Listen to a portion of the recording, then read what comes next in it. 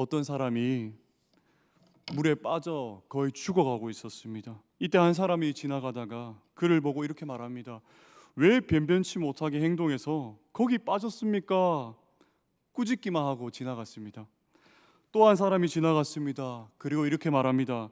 이 편으로 나무가지를 붙잡고 저 편으로 돌부리를 딛고 올라가세요 라고 물에서 나오는 방법만 말해주고 떠났습니다. 세 번째 사람이 지나갑니다. 그는 물에 빠진 사람을 보자마자 물속에 뛰어들어가 그를 끌고 나왔습니다. 그러고는 상처를 치료해주고 새 옷을 갈아입힌 후 그를 집에 데려다 주었습니다. 여러분, 이 이야기는 한 가지 비유입니다.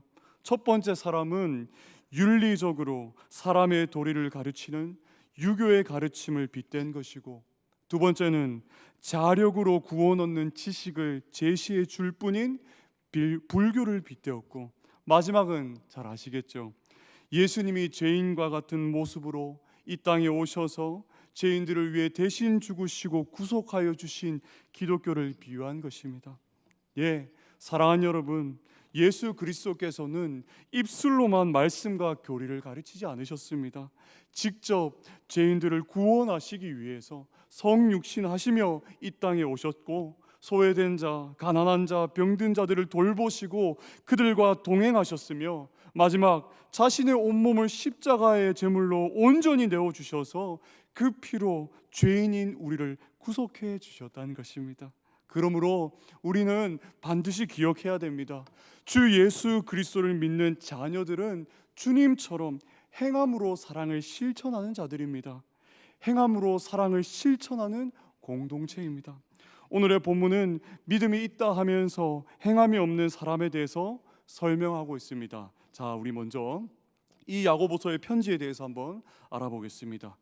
야고보서를 소개할 때 많은 신학자들과 목회자들이 정말 많이 인용하는 말이 있습니다. 그게 뭐냐면 바로 종교개혁자 마르틴 루터가 했던 말입니다. 그는 야고보서를 가리켜서 지푸라기 서신이라고 말했어요. 루터는 이렇게 생각했습니다. 이 편지가 우리 신앙에 무슨 도움이 되는지, 이 내용에 정말 기독교적인 이야기가 담겨 있는지 하며 편지의 가치를 의심했습니다. 왜요? 사도 바울이 편지를 통해서 성도들에게, 교회들에게 항상 강조했던 메시지가 무엇이었냐면 오직 믿음이었습니다. 오직 은혜. 우리 죄인은 오직 주 예수 그리스도의 그 믿음으로, 그분의 신실하심으로 말미암아 하나님의 은혜로 우리가 오직 구원을 얻게 된다는 것을 중점적으로 언급했습니다. 즉, 인간의 행위로는 결코 구원에 이를 수 없다는 것을 강조하신 거죠. 그러나 그에 비해서 야고보서는 행위에 대해서 너무 많이 강조하고 있는 거예요. 특별히 공동서신을 보면 믿음의 삶에 대해서 정말 많이 이야기하고 있습니다. 세상 속에서 우리가 어떻게 살아가야 될지에 대해서 빼곡히 말씀이 기록되어 있는데, 그렇게 야고보서의 말씀들을 읽어보니까 예수님께서 산상수훈의 말씀, 그 산상수훈의 말씀들이 많이 생각이 나더라고요. 여러분, 이처럼 야고보서의 말씀은 하나님의 백성의 삶에 대한 강조가 많이 기록되어 있습니다. 그래서 루터가 보기에는 뭔가 야고보서의 이야기가 바울의 이야기와 상충되어 보였고 하나님의 은혜의 복음이 잘 드러나지 않는다고 생각을 했던 것입니다.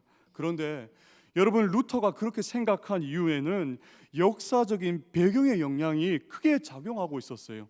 당시 중세 가톨릭 교회는 하나님의 은혜를 뒷전으로 밀어내고 인간의 행위에 의해 구원이 결정되는 공로주의에 빠져들고 있었습니다. 자, 성 베드로 성당을 짓다가 돈이 모자라니까 타락했던 종교 지도자가 어떤 묘책을 써냈냐면 바로 죄에서 벗어나기 위해 면죄부를 사서 천국에 이를 수 있다는 그런 사기극을 펼친 것입니다. 그래서 루터는 그 부패함을 참을 수가 없어서 오직 믿음, 오직 성경, 오직 은혜를 그렇게 주창했던 거예요. 그러나 안타깝지만 루터는 야고보서의 이 말씀, 특별히 이 믿음에 대해서 오해하고 있었어요. 사실 진짜 복음과 진짜 믿음은 삶이랑 동떨어져 있는 것이 아니기 때문입니다. 복음은, 믿음이라는 것은 죽은 것이 아니라 살아있는 것이고, 그래서 우리 삶에 반드시 귀한 열매가 맺혀가야 한다는 사실을 여러분 기억하시길 바랍니다. 사랑하는 여러분, 복음은 살아있는 것, 믿음은 살아있는 것입니다. 그리고 복음과 믿음은 결국 살아내는 것입니다. 우리가 머리로만 내가 생각하는 대로만 머물러 있다면 사실 그건 진짜 믿음이 아니고 참된 믿음이 아니고 참된 신앙이 아닙니다. 여러분 한번 생각해 보십시오. 주님이 내 안에 살고 계시는데, 성령께서 내 안에 충만하게 역사하시는데, 어떻게 우리는 하나님을 사랑하지 않고 이웃들을 사랑하지 않는 그 일에 충성을 다하지 않을 수 없겠습니까? 그런 열매가 맺혀지지 않는 자들을 향해서 야고보는 권면의 말씀을 지금 주고 있는 것입니다. 이제 우리는 야고보가 수신자들에게 전한 메시지에 한번 귀를 기울여 보겠습니다. 특별히 오늘 다루는 내용은 야고보서의 핵심 주제라고 말할 수 있겠습니다. 믿음이 있다고 말하면서 아무런 행함이 없는 것에 대해 문제를 제기합니다. 입술 신앙이 얼마나 헛된 것인지 그 거짓을 낱낱이 파헤치고 있습니다. 오늘 말씀 본문을 보면 하나의 예화를 들고 있습니다. 야고보서 2장 15절로 16절에 만일 형제나 자매가 헐벗고 일용할 양식이 없는데 너희 중에 누구든지 그에게 이르되 평안히 가라, 덥게 하라, 배부르게 하라 하며 그 몸에 쓸 것을 주지 아니하면 무슨 유익이 있으리요? 춥고 배고파서 누군가가 도와주지 않으면 얼어 죽어야 하고 굶어 죽어야 하는 절박한 형편의 사람이 있었습니다. 그런데 믿음이 있다고 말하는 한 사람이 그에게 다가가서 이렇게 얘기합니다. 참 안 됐네요, 당신. 뭘 좀 입으시고 드셔서 힘을 내어 평안하게 돌아가십시오. 여러분 한번 보십시오. 실제적인 도움은 하나도 주지 않고 그냥 걱정만 하고 그를 돌려보내고 있습니다.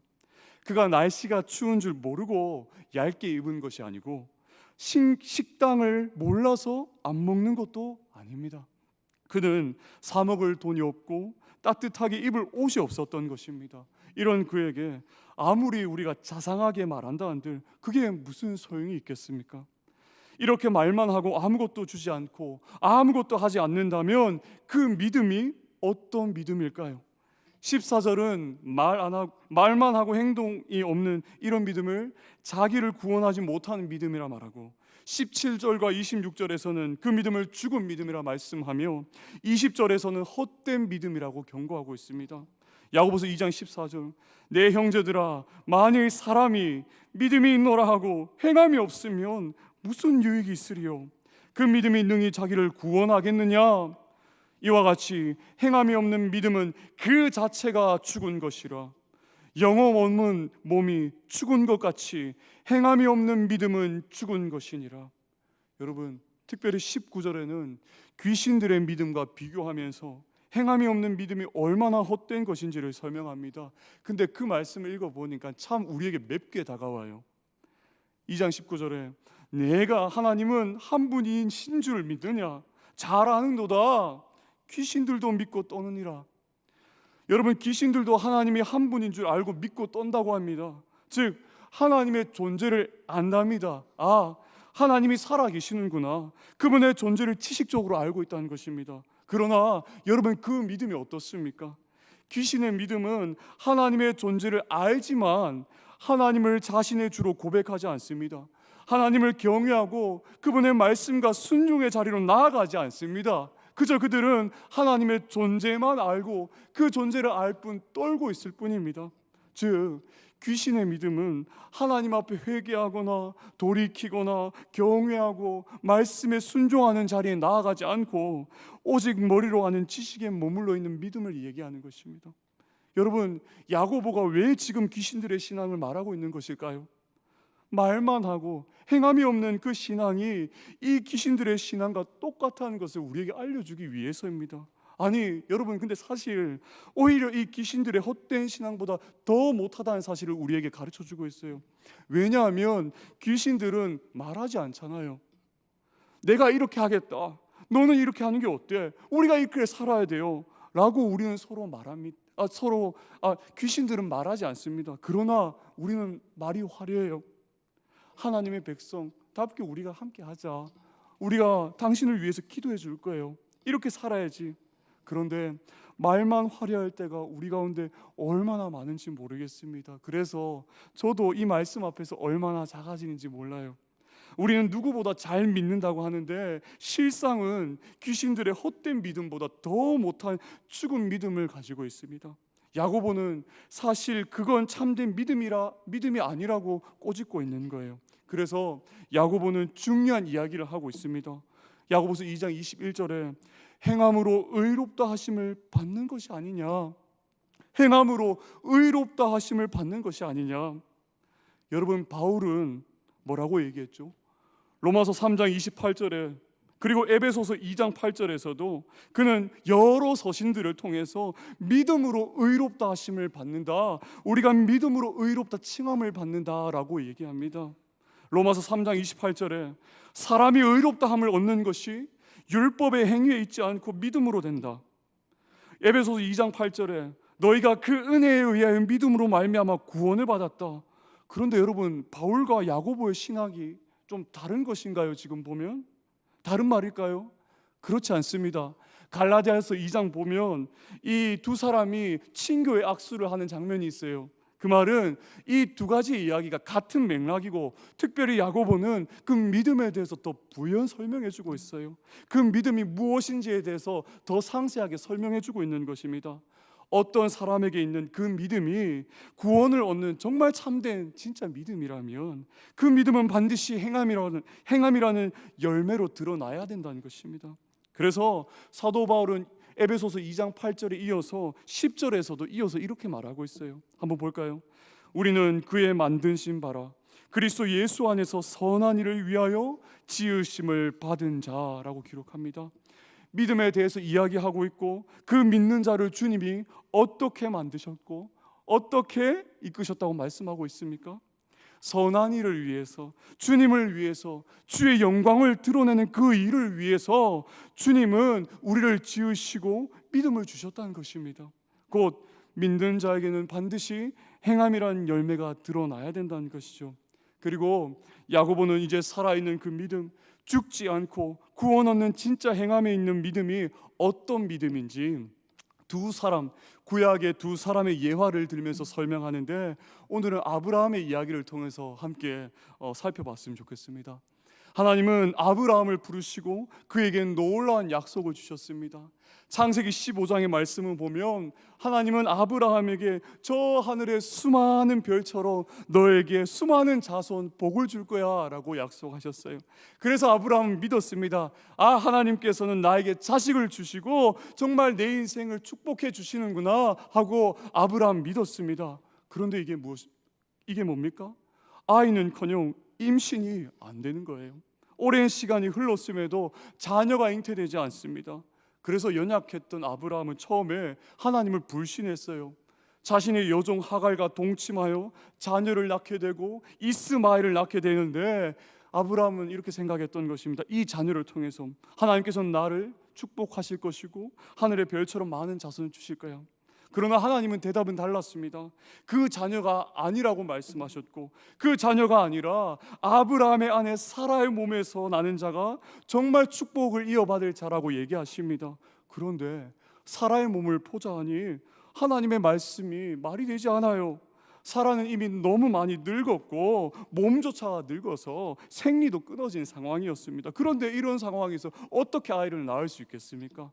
그러나 하나님은 그들에게 기적을 보여주셨어요. 불가능한 그 사라의 몸을 통해서 기적적인 잉태를 맛보게 하셨습니다. 약속의 아들 이삭이 태어났어요. 아브라함의 나이 100세에 그리고 사라의 나이 90세에 의학 기술도 부족했던 그 시대적 상황 가운데 하나님 기적을 낳게 해주셨어요. 그러니 여러분, 이 이삭이라는 자녀가 얼마나 복되었을까요? 그래서 이 부부는요, 사랑스러운 이 자녀의 이름을 이삭, 웃음이라고 지었어요. 이삭은 그들의 자랑이었고 그들의 웃음꽃이었습니다. 그런데 어느 날 하나님이 아브라함을 부르시면서 이렇게 말씀하셨습니다. 내 독자 이삭을 바치라. 내 독자 이삭을 바치라. 아니 여러분, 누군가는 이렇게 생각할 수 있습니다. 하나님 너무하신 거 아니에요? 어떻게 그럴 수 있어요? 힘들게 나왔잖아요. 그런데 어떻게 하나님이 주신 그 선물을 도로 뺏어 가실 수 있습니까? 하는 황당한 마음이 우리에게 들 수 있습니다. 그런데 아브라함이 여기에 어떻게 했습니까? 어떻게 반응했냐면 여기에서 그의 믿음의 진가가 정말 드러나요. 창세기 22장에 보시면 아브라함이 사랑하는 아들 이삭을 데리고 두 종과 함께 모리아 산으로 올라가는 장면이 나옵니다. 그런데 올라가는 그 장면에 며칠 동안 그 두 사람의 대화가 아무런 대화에 대한 기록이 성경에 기록되어 있지 않아요. 그저 뚜벅뚜벅 그들이 그 산으로 두 종과 함께 올라갔다는 이야기만 기록되어 있습니다.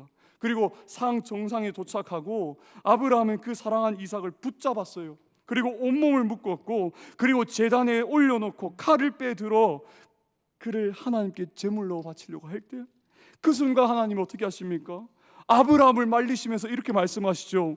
그 아이에게 내 손을 대지 말라. 그에게 아무 일도 하지 말라. 내가 내 아들 내 독자까지도 내게 아끼지 아니하였으니 내가 이제야 내가 하나님을 경외하는 줄을 아노라 라고 하나님 말씀하세요. 예, 그렇습니다. 아브라함은 보이지 않는 그 상황 속에서도 마치 너무나도 막막해 보이고 그 절망적인 상황 속에서도 하나님을 온전히 신뢰하고 믿음을 잃지 않았다는 거예요.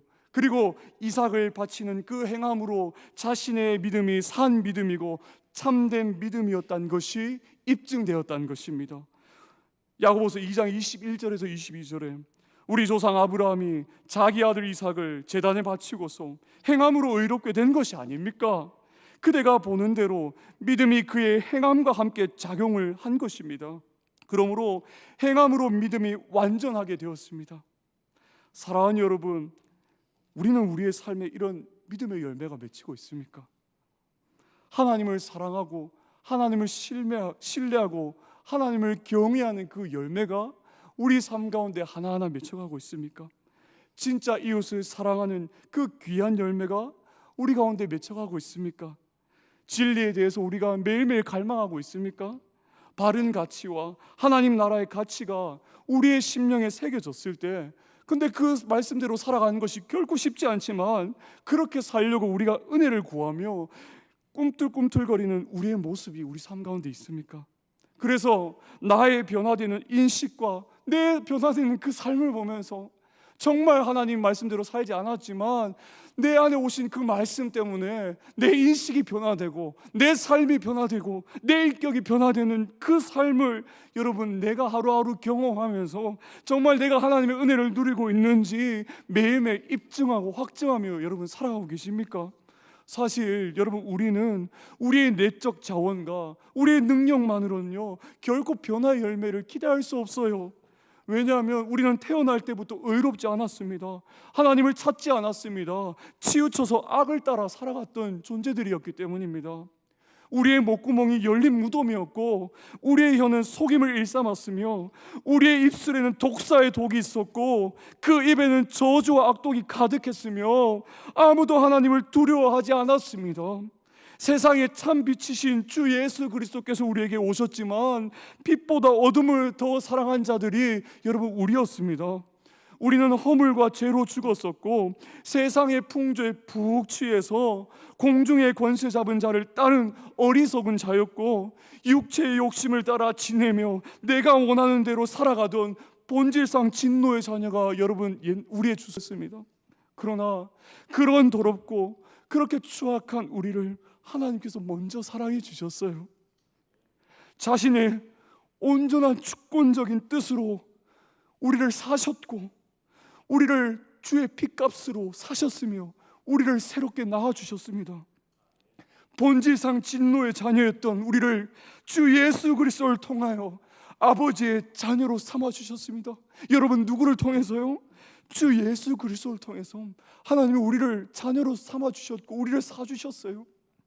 야고보서 1장 18절에 이 중요한 이야기를 야고보가 미리 이미 얘기했어요. 믿음에 대해서 이야기하기 전에 여러분 우리가 함께 한번 읽어볼까요? 시작. 그가 그 피조물 중에 우리로 한 첫 열매가 되게 하시려고 자기의 뜻을 따라 진리의 말씀으로 우리를 낳으셨느니라. 아멘. 여러분 우리가 하나님의 자녀로서 살아갈 수 있는 믿음의 삶을 살아갈 수 있는 분명한 근거가 어디에 있냐면 우리가 진리의 말씀으로 태어났기 때문입니다. 우리 안에 진리이신 그 말씀이신 주 예수 그리스도가 우리 가운데 새겨져 있기 때문에, 그리고 그분의 사랑이 심겨져 있기 때문에 여러분 우리가 행하면서 살아갈 수 있어요. 그 심겨진 그 사랑의 씨앗이 우리의 삶을 하나하나 열매 맺게 하십니다. 그렇다면 사랑하는 여러분, 주님의 그 사랑이 심겨져 있는 우리는 과연 어떻게 살아가야 되겠습니까? 여러분, 우리가 이 성경의 말씀을 읽을 때 항상 맥락적으로 이해해야 됩니다. 앞에서 어떤 말씀을 먼저 하셨냐면 2장 소절을 보면 우리가 확인할 수 있어요. 뭐라고 얘기했습니까? 차별하여 대하지 말라는 거예요. 즉 교회 내에 차별이 있었다는 거예요. 어떤 이들이 화려한 옷과 막 금가락지를 끼고 있는 자에게는 호의를 막 베푸는데, 남루한 옷을 입고 온 가난한 자가 공동체 안에 들어오면 그를 환영하지 않는다는 것입니다.